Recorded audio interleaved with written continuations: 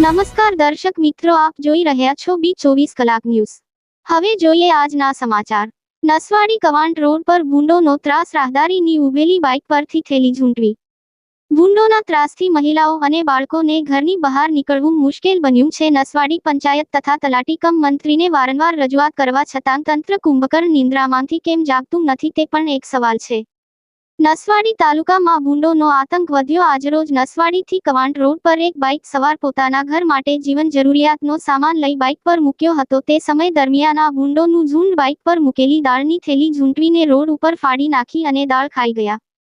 આવા બનાવો નસવાડીના બજારમાં બનાવોની કોઈ નવાઈની વાત નથી, કારણ કે આવા બનાવો ઘણીવાર નસવાડી ખાતે બની ચૂક્યા છે અને આ બેફામ બનેલા ભૂંડોનો નિકાલ ક્યારે થશે તેવી ચર્ચાએ જોર પકડ્યું છે।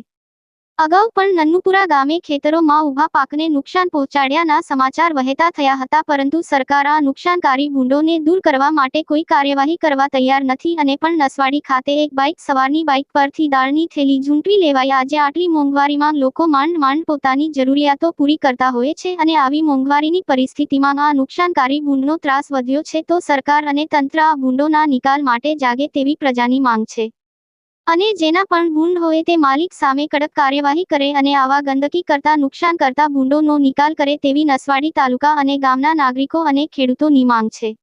રિપોર્ટર ઉસ્માનભાઈ ઈંડાવાળા, નસવાડી। અવનવા સમાચાર જોવા માટે અમારી બી24 કલાક ન્યૂઝને સબસ્ક્રાઇબ કરો તેમજ બેલ આઇકન જરૂરથી દબાવજો।